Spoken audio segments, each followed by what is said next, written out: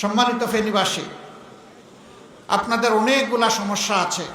দুই একটা সমস্যা স্বচক্ষে সাক্ষী হওয়ার সুযোগ আমার হয়েছিল।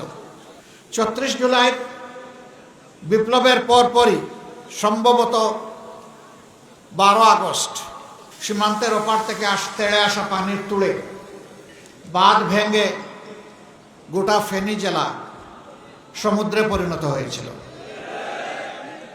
পার্শ্ববর্তী নোয়াখালী, লক্ষ্মীপুর এবং কুমিল্লার একটা অংশ এর দ্বারা ক্ষতিগ্রস্ত হয়েছিল।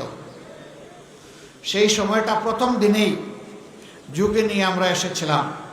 গাড়ি চলে না, আমরা হেলিকপ্টার দিয়ে তাড়াতাড়ি আসতে চাইলাম। আবহাওয়ার কারণে হেলিকপ্টার বলল আমরা এই আবহাওয়ায় উড়াল দিতে পারবো না। এখান থেকে বলা হলো আপনি আসবেন না, কারণ ফেনী পর্যন্ত পৌঁছার কোনো ব্যবস্থা নাই, জায়গায় জায়গায় হাঁটু পানি, কোমর পানি। আমি বললাম মানুষ কি কিছু চলাচল করে? কয় হ্যাঁ করে। কিভাবে করে? কয় যে কোমর পানি ভাঙ্গা করে। আমি বললাম যে আমিও কোমর পানি ভাঙব,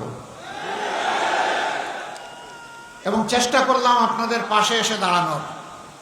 সেদিন আপনাদের দুঃখ দুর্দশা শুধু দেখেছি, আর এই কষ্ট দেখে একটুখানি চোখের পানি ফেলেছি।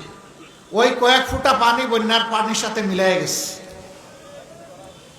আমি আসি নাই আপনাদের সকল দুঃখ দুর্দশা শেষ করতে, এসেছিলাম আপনাদের দুঃখের সঙ্গী এবং সাক্ষী হতে। ওই সময়টা ভাঙা বাঁধের জায়গায় যেতে পারিনি।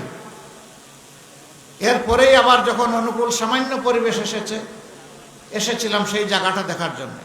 ছোট্ট একটি জায়গা, এটি মর্যাদার প্রশ্ন, এটি আমাদের নিরাপত্তার প্রশ্ন। আজকে আমার বড়ই মনে পড়ে বাংলাদেশ প্রকৌশল বিশ্ববিদ্যালয়ের কৃতি ছাত্র আবরার ফাহাদকে। এই ফেনী নদী নিয়ে দুটি কথা বলেছিল, এই জন্য তাকে জীবন দিতে হয়েছে। ফেনীবাসী, আবরার ফাহাদের রূহকে আপনাদের কাছে রেখে গেলাম।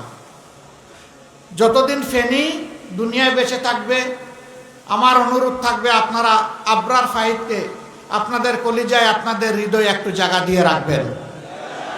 সে আপনাদের কথা বলেছিল, সে দেশের ন্যায্য প্রাপ্যতার কথা বলেছিল। এই জন্য যারা আধিপত্যবাদের দূষর এবং যারা আধিপত্যবাদের দালাল, তারা তাকে সহ্য করতে পারে নাই।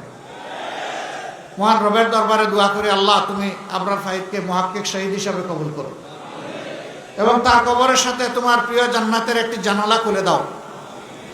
আরো 12 জন যারা শহীদ হয়েছে, তাদের কবরগুলাকে তোমার জান্নাতি নূরে তুমি প্লাবিত করে দাও।